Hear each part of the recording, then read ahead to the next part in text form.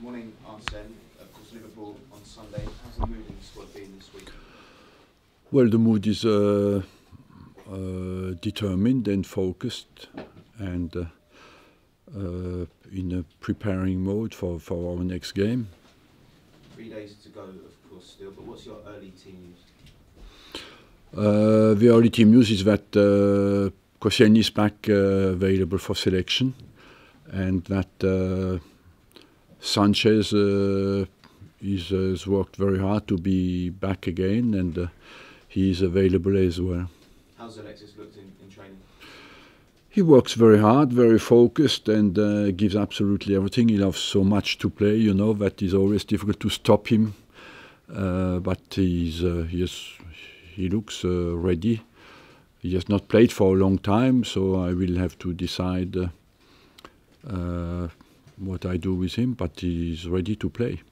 Finally, from me, we'll host Doncaster in the third round of the Carabao Cup. What's your reaction to the draw? Sorry? Doncaster at home in the third round of the League Cup. Well, we want to do well in the League Cup. It's for us a good opportunity to give a young players a chance, and we have some good young players who have done well in pre-season, and the League Cup will continue to be that. As things stand at the moment, Arsene, thanks for your time. Do you think Sanchez will be in the starting lineup? I will have to make that decision. We are Thursday today, you know, we play on Sunday, and overall he looks in a good shape. Yes, he has worked very hard. With everything that's going on around him, largely involving the media, are you really impressed by that attitude that you've spoken about, that he's determined to try and win his way into the starting lineup? He has always been focused, Alexis, on his job. You know, he loves to play football, and I don't think he's too much disturbed by all the noises that happen. Players at that level are used to it now. Some deal better with it than others, but he's one of them. I don't think who is too much bothered by that. And he's settled by the club's decision. He's happy with that decision. He's very focused, very happy. You know, as I told you, the fact that he goes into the last year of his contract doesn't mean that we don't have no chance to extend it. At the moment, we haven't managed to do it. I agree, but we just want to focus as a team and not look too much at the individual conditions of the contracts of everybody, because that doesn't. What is important is what you want to achieve together. But it sounds very much like you haven't given up hope of extending. But look, let's not go too far. Let's focus on Sunday. If he is involved, starts or is involved at Anfield, will he travel to Chile? Yeah, of course. Chile is as well in the important stage of their qualifiers. They are not through, and he's available to travel for Chile. Yes. So when he comes back, you would expect him to be an Arsenal fan? Yeah. Is there a meeting today between Ivan, yourself and Alex? We have our agendas that are quite busy, but we do not publish them. We're very nosy, aren't we? Look, some people outside the club look better informed than I am, so I don't know really. My secretary has my schedule, my agenda. I will check what I have to do today. Has Alex made it clear to you that he doesn't want to stay at the club? Look, all these conversations that I have, I want Alex to stay at the club and to be one of the big players of the future at this club. And I think this team, he's one of the players the team has to be built around in the future. And personally, I want him to commit to the club and to be one of the carriers of the values of our team. Yes. You've spoken about your busy schedule. Has your personal assistant told you about any bid for Alex from anybody at all? I know every bid we have, of course, but I think the best is for us to focus on Sunday's game. Jack Wilshere, could you understand his reaction in that under-23 game? At my stage and what my experience in football, I can understand a lot, you know, especially what happened to him.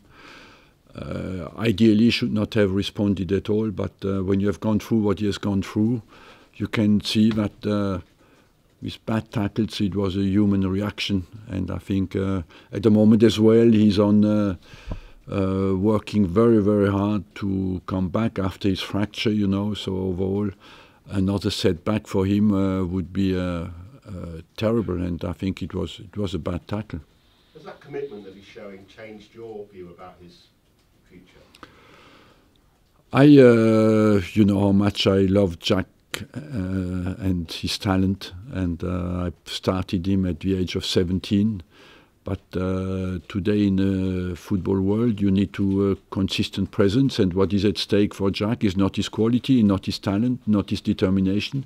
It's his consistent presence at the top, and I hope he can manage to do that after nobody questions his quality here.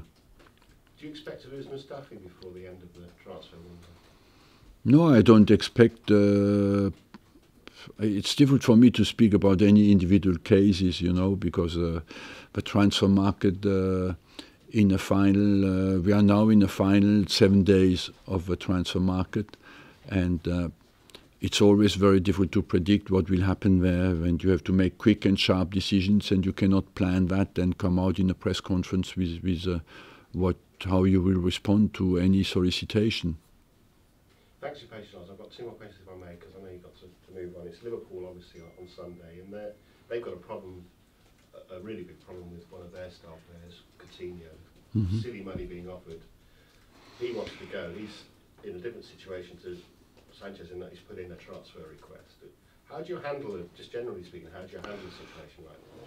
Every situation is different, you know, it depends what has been agreed sometimes between you and the players, and so it's very difficult for me to interfere in that because I don't know what's happening between Coutinho and Liverpool. I can only I have enough to deal with my own situations here, and I don't know where he stands towards Liverpool or where Liverpool stands towards him.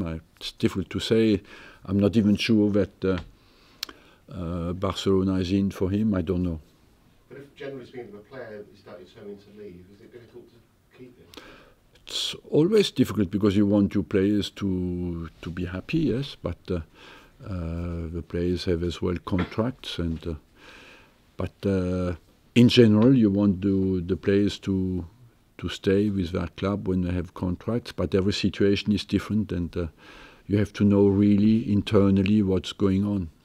England's greatest ever goal scorer has retired from international football. Do you support that decision? Do you think it's the right thing for Wayne Rooney? I think it's the right thing, yes, because he has given a lot to England.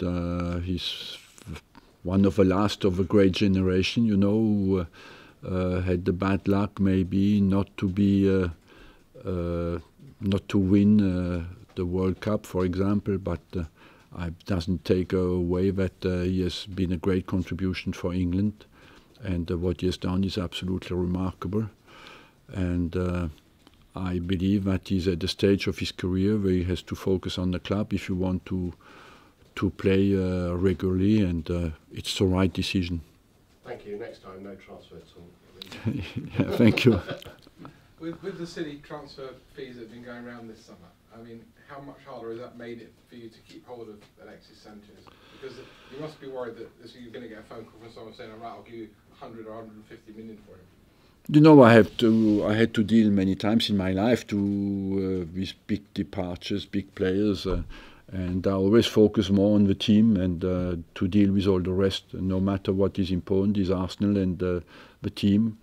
Of course, you want to keep your best players, but if it happens, you always think if it happens, you have to find a way to survive at the top level and to find a way to make the team efficient. So you don't focus too much on individual players. You focus more on how the team can be strong enough to deal with what can happen.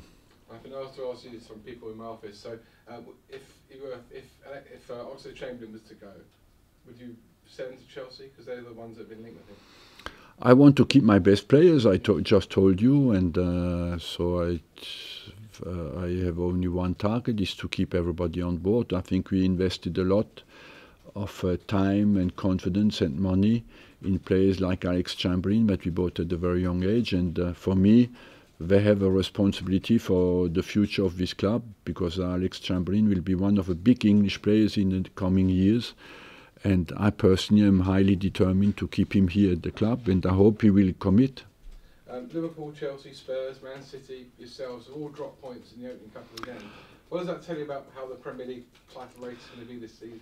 I don't know. It's too early. I think Tottenham and Chelsea played against each other, so somebody had to drop points. I think that Everton got a surprising result at City with a quality game. And on our side, I think we dropped points we should not have dropped at all. It's maybe the points we dropped at Stoke in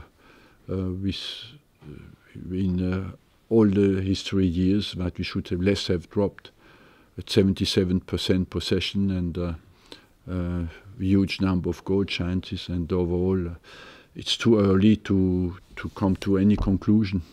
And finally, from me, at Anfield, you enjoy going there. You've got some good results there over the years. Yes, that's good memories and bad memories as well sometimes, but overall it's true that we have done well at Anfield, and we want to do well again.